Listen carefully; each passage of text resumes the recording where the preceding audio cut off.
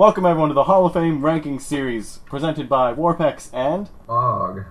Today we're going to be going through the first 5 players in a top 15 countdown series that we're going to start here. So, our top 5 players ranked by total number of wins in the free-for-all Masters League. So, number 15 is Tyrant66. He is a great undead player from Hungary, and as I've noticed looking at his stats page, he's got the best win percentage of every FML player ever at 50%, which is pretty insane in my opinion.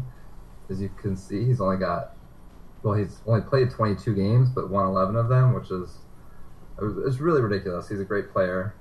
Yeah, and he also won the Season 20 Grand Finals, as well as participated in the Season 18 Finals with our very own Mog. So Mog, when playing against Tyrant, what are some things that really stand out about his play? Well, Tyrant is a surprising player. Every time I play against him, I get surprised all over again at, one, how good his micro is in battles. Especially against Night Elf, I always have a really hard time against him. And honestly, that's the most surprising thing, is that he's such a strong micro player, but yet he somehow has the ability to fly under the radar so well. And I think it's his good game sense, and paired in that with his strong micro as an undead player, he knows how to close games out at the end, even when people think, oh, he's already dead, or they don't think he's as strong as he is. So yeah, with 50% win percentage, it shows in his 50% win rate. So definitely backs up your point. And another thing I noticed, I just noticed now, is he's never finished 4th ever. He's always been 1st, 2nd, or 3rd. That's actually ridiculous. Yeah, that's. I don't think I've ever seen that before. So 50% with 11 wins, Tyrant 66. We're going to move on to our 14th player. Number 14 in our rankings is Eshin. Yes, Eshin. He's a random player from the USA. He's been around a really long time, I feel like. I don't remember exactly what season he showed up in, but he might have played in one of the first 3 seasons, I think. He's been around for a long time. I feel like he's a very old school player. An interesting thing is, wasn't he in the finals recently? Was it season 20? Season 20 final? He played in the season 20 final with Tyrant. Tyrant ended up winning that one. That's right, and he was just in the most recent semifinals. So he's always been upper tier player, dating back probably a very long time.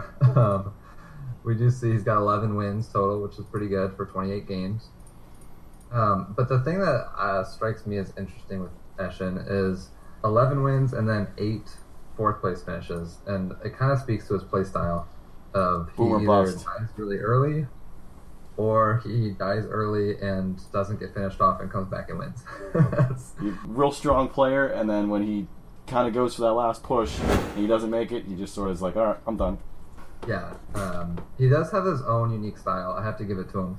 I don't necessarily enjoy it. Sorry, Eshin, but he's a very strong manipulation-based player. He knows how to get the opponents to do what he wants them to do, which that's a strength. As much as people might dislike it, it's definitely his greatest strength, I would say. So Eshin, number 14 in our rankings. We move on to number 13, and we got another old school player here who's been around since as long as I've been around playing this game. We got Slythe at 13. Slythe is honestly one of my favorite players. I love watching his games. I think he's generally a nice guy too, which that's cool. And he's a random player. And the best thing about Slythe are his hero combinations. Even after however old this game that we still keep playing is, he still manages to do something interesting and entertaining, and I think it's awesome. Anything you have to say about Slythe? I know you've known him longer than I have in the old FML days. He's been around for a long time, so he's played 31 games in the Free-For-All Masters League since Season 10. I don't keep track of standings before that, so I'm not too sure what he's done. I know he's played in seasons prior to Season 10, before the reboot.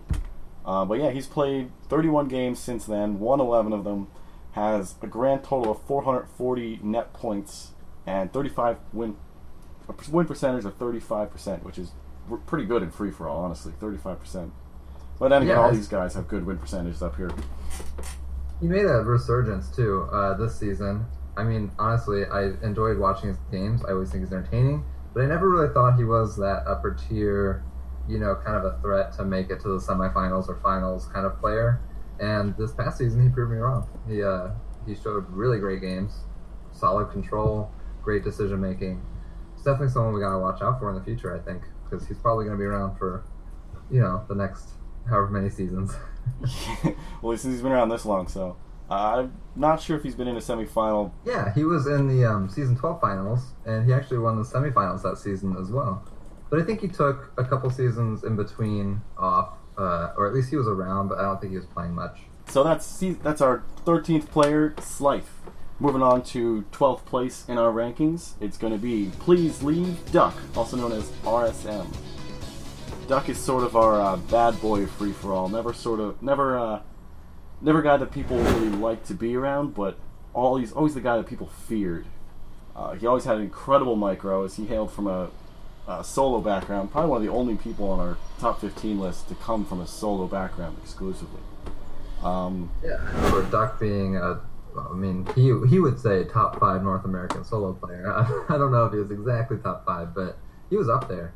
He came into free-for-all, and he actually won, what was it? One of the cups that Ugly ran for Play Free-for-all.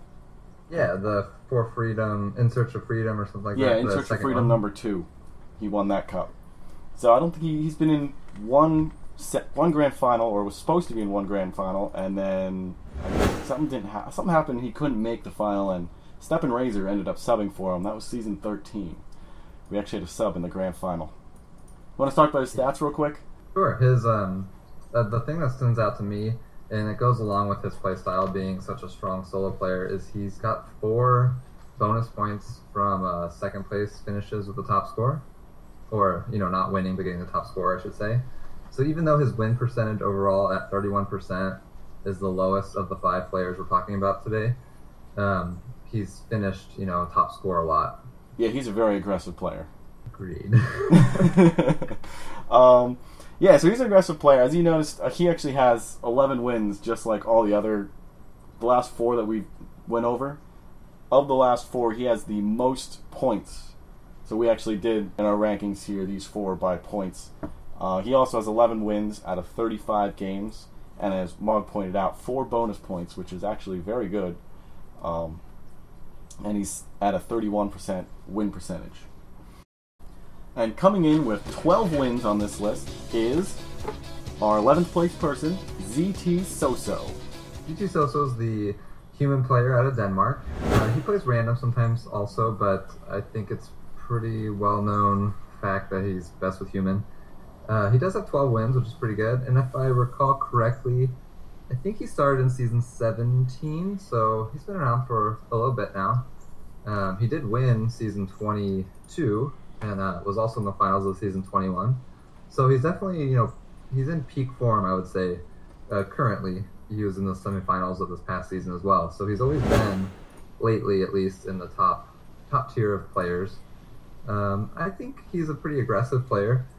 He often is aggressive at the start, and then unfortunately crumbles under the weight of being teamed. I think that's most of the games I've seen. He usually loses in those situations, but if he works on his mental game, I think he's definitely a top tier human player for sure. He just needs to build more towers, really. That seems to be the solution for most human players. I think that's the solution for every human player ever. Or just tanks, if you want to just go tank and spank style. Yeah, he needs more suicides with tanks, I think. Then people would fear him more.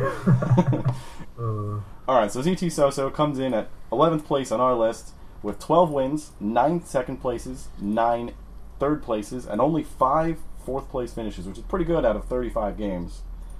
Yeah, it speaks to his play style, really. He's got pretty strong micro, and because of that, he usually wins his initial 1v1, allowing him to hardly ever finish in 4th place. And that'll do it for this edition of the Hall of Fame series. We covered 15 through 11 in this list.